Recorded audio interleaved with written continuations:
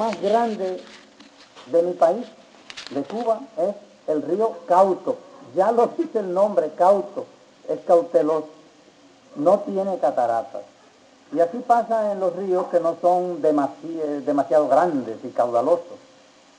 Una catarata es una caída de agua en un río que tiene suficiente volumen de agua como para que se note. No estoy hablando de un chorrito de agua que cae por una orilla, estoy hablando de una catarata.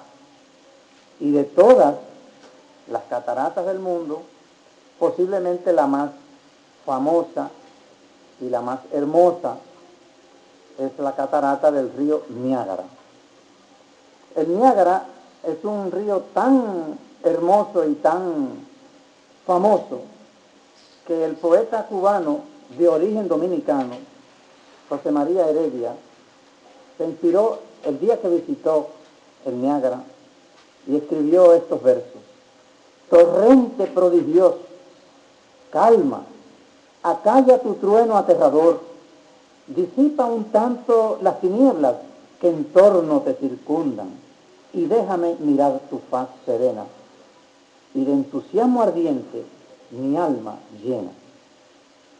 Yo voy a hablar en esta tarde de la catarata del pecado, de una catarata que arropa las cosas, las arrastra y las destruye, las elimina. Fíjense que hay un pasaje del libro Profetas y Reyes que dice, entre otras cosas, que el pecado nos aparta de Dios. Número uno, nos separa de Dios. Que desordena todo el organismo del pecador. Que pervierte la mente. Que corrompe la imaginación y degrada las facultades del alma y nos convierte en animales. El pecado es muy peligroso, es una catarata. Lo triste de esto es que no siempre arrastra al malo, al pecador empedernido. En muchas ocasiones arrastra al inocente, al que no ha hecho nada. Y cuando a usted lo pican y le pegan y lo maltratan cuando usted es inocente, entonces ¿qué duele? La única paliza que me dio mi papá, me la dio por algo que yo no había hecho.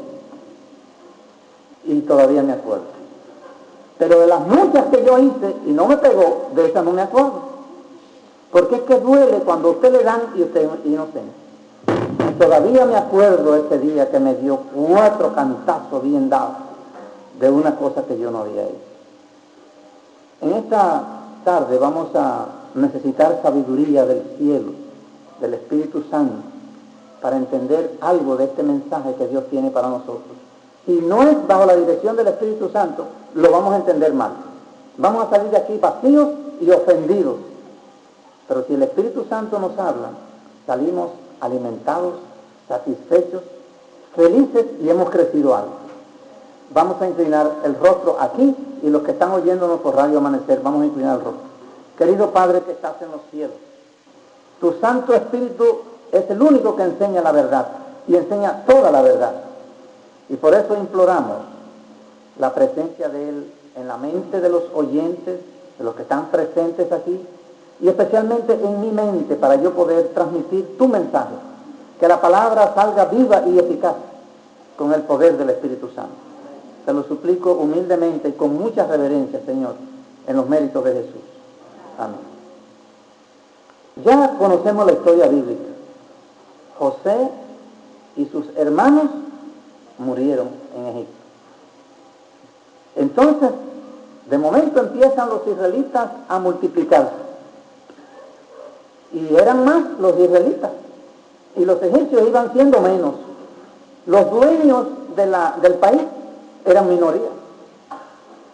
Y no solamente ocurre eso, sino que se muere el faraón que los protegía. Y ahora nace y viene al trono un faraón que no los conocía. Y aquí viene un pasaje que es un poquito inexplicable a primera vista. En el capítulo 1 de Éxodo, fíjense las palabras que se encuentran allí en el capítulo 1 de Éxodo, que dice: he aquí, el pueblo de los hijos de Israel, Éxodo 1:9, estoy leyendo. He aquí, el pueblo de los hijos de Israel es mayor y más fuerte que nosotros.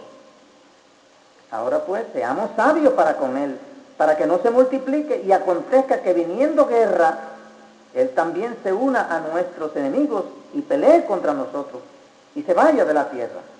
Entonces, noten este pasaje, pusieron sobre ellos comisarios de tributos que les molestasen con sus cargas y edificaron para Faraón las ciudades de almacenaje, Pitón y Ramesés. ¿Qué habían hecho los israelitas? ¿Qué delito habían cometido? Ninguno. Solamente que se habían multiplicado porque Dios los bendecía. Y eso fue visto con malos ojos. Y entonces viene la primera catarata arrastrándolos. Multiplíquenles el trabajo, pónganlos a trabajar, que son unos vagos, por eso es que se están multiplicando tanto. Dice el Espíritu de Profecía en Patriarcas y Profetas, página 247, que muchos de ellos eran obreros capacitados y entendidos, y contribuían grandemente a la riqueza de la nación. Egipto llegó a ser grande por los judíos que estaban allí.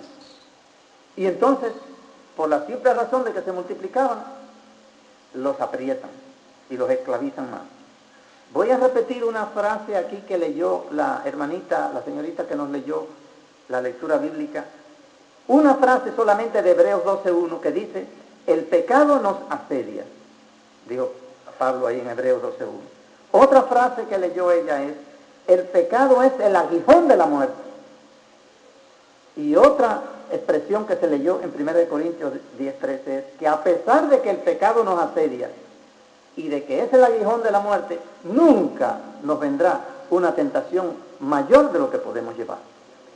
Y esta gente se preguntaba, ¿por qué? ¿Qué hemos hecho para que nos esclavicen así? No tenían explicación. Pero así es el pecado, es el aguijón de la muerte. Las cataratas del Niágara nacen pacíficamente. O sea, el río Niágara nace pacíficamente, pero va cogiendo impulso. Esto que les ocurre a los israelitas es solamente una señal de que las cosas iban a empeorar, que se prepararan porque venía algo peor. Y el rey de Egipto, el faraón, llamó a las parteras, una de las cuales se llamaba Cifra y la otra Fúa, y les digo, cuando asistáis a las hebreas en los partos y veáis el sexo, si es hijo, si es varón, mátenlo. Si es una niña, déjenla viva. ¿Qué habían hecho esas madres para que les mataran sus bebés? ¿Habían cometido algún crimen contra Egipto? ¿Habían violado alguna ley? ¿Por qué? Se preguntaban ellas. ¿Por qué me están matando el bebé? Porque no querían varones. La catarata fue cogiendo fuerza. Y los egipcios echándose presos. Y las madres hebreas llorando la angustia de ser arrastradas por la catarata del pecado. Porque el pecado nos asedia y es el aguijón de la muerte. Pero nadie puede decir que ha recibido una tentación mayor de lo que puede llevar. En el momento de mayor desaliento, cuando el río nos está llevando, dice, deseado toda la gente, cuando llega el momento de mayor desaliento, es cuando más cerca está la ayuda divina. Página 487. Cuando estamos arrastrados por el dolor y la tristeza, ahí está el ángel y está el Espíritu Santo al lado de usted. No hay por qué temer, porque está ahí al lado de uno. No hay nadie que pueda decir, ¿dónde está Dios? Porque ahí está más cerca que nunca. Y cuando le preguntaron a un pastor, ¿dónde estaba el Señor cuando ese terrorista se montó en ese avión para lanzarlo contra las Torres Gemelas? El pastor le dijo, estaba en esos que fueron a socorrer allí. Ahí estaba Dios, más cerca que nunca. Y hubo muchas personas que se salvaron porque allí estaba el ángel de Jehová. Nunca habrá nadie que reciba una tentación que no esté protegido por la promesa de Dios. Pero por haber las parteras protegido a los niños, El pueblo entonces se multiplicó porque las parteras no querían matar a los niños. ¿Pero qué día se le ve a mí? Entonces Faraón mandó a su pueblo a hacer algo que era todavía más criminal. Quiero que me acompañen al mismo capítulo 1 de Éxodo, pero en el versículo 22. Lo que ocurre cuando las parteras no mataban a los niños. Bueno, murieron algunos niños, pero otros no. Entonces Faraón, dice aquí en el versículo 22, mandó a todo su pueblo, ya no son las parteras, dice, echen al río todo hijo que nazca y a toda hija preservar la vida. ¿Qué pecado habían cometido? Catarata del pecado arrastra a los inocentes. Arrastra a los inocentes mientras que los culpables se están echando presos, porque no se morían los... Nadie echaba a los niñitos egipcios al río.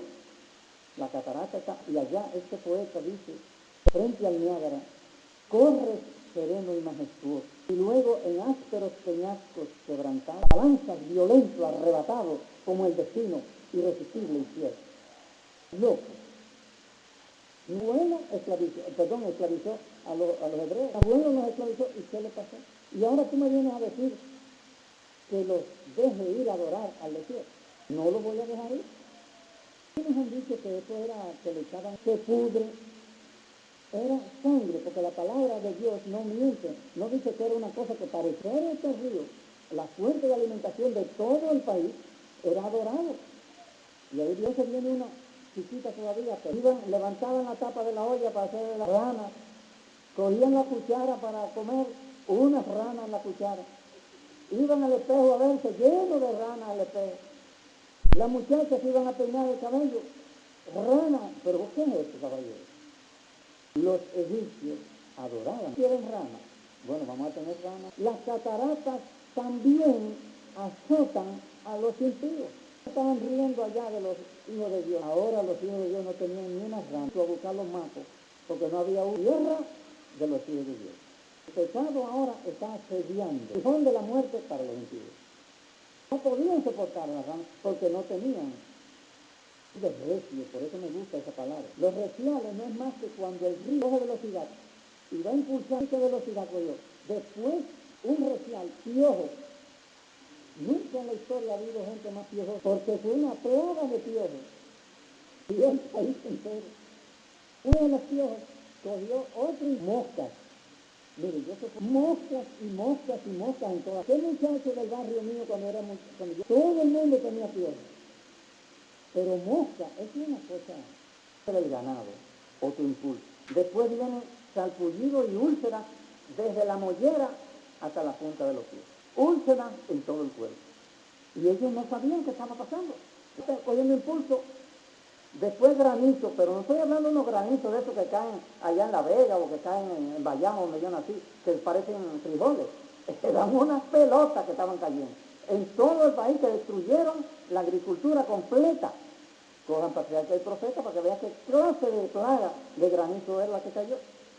Y después vinieron unas langostas a comerse la vegetación. No se veía nada. Ellos bien punto, oscuro todo. Pero oscuro, sin embargo, el pueblo de Dios había luz. El pecado nos asedia, el pecado es el pueblo de Dios tenía luz. Va a tener luz cada vez que haga falta. Cuando todo esté en tinieblas, Dios va a proveer luz. Y lo ha hecho muchas veces. Cuando todo esté en tinieblas, no se veía nada. Ni luna, ni estrella, no había vela, no había candil, los anafres apagados. ¿Qué pasa? No hay ni pueblo de Dios. Jehová ha dicho eso. Coge el reloj, Faraón. A medianoche en punto, yo saldré por todo Egipto. Tuyo mayor, hasta el primero, es muerte de su primogénito. Un poste y otro poste de la puerta donde no esté esa sangre, ahí va a morir símbolo de la esclavitud. No tenga eso. Aquí hay hierbas amargas, símbolo de los sufrimientos que tenemos en este mundo, símbolo de que estás enfermo. Y algunos de ustedes ya han comido hierbas amargas. ¿Qué son las hierbas amargas? Ese es el símbolo de la liberación. 1678. Con una piedra hizo un mono de ese lado y otro mundo cosechar siempre lo que sembró. Todo lo que encontró esa gente, pero Señor, ¿quién se iba a enfrentar? Coge su aparato de catapulta, de piedra y unos caballos, ese pueblo sale. Lo que lo ponía era una nube. No hay posibilidades que el pueblo de Dios gane. Muchas veces no hay posibilidades de que usted gane. Dios le ha concedido a la iglesia, voy a repetir, Dios ha concedido a la iglesia el más alto poder en esta tierra. Es la voz de Dios en la iglesia lo que ha de ser respetado. No levante la mano contra el pueblo de Dios. Todos los caballos, con todos los ejércitos, se caen y se mueren. El faraón iba encabezando 12 de gente, un ejército, brillaban las cuchillos y las espadas y los carros. Viene otro tablazo y viene otro. Usted dice, ¿qué es? Estaban esclavizados y ahora viene ese ejército. Se desanimaron. Cuando llegan al Mar Rojo, crean ustedes que es un charquito. Hablando de una cosita así, tiene 354 kilómetros de largo. Y usted a ver ese Mar Rojo, y por acá montaña, y por acá montaña, y acá tiene la profundidad máxima del Mar Rojo, 7.000 pies, 2.300 y pico de metros de profundidad. Vamos a 50 kilómetros, vamos a poner. Y que no había 7.000 pies de profundidad, sino que había 500. Pero señores, 500 pies de agua. Dile a Israel que marche, que se meta frente al agua. Ejército atrás y una montaña y otra montaña. ¿Qué clamas a mí? Di a los hijos de Israel que marchen. ¿Quiénes iban a poder entrar? Porque los egipcios entraron al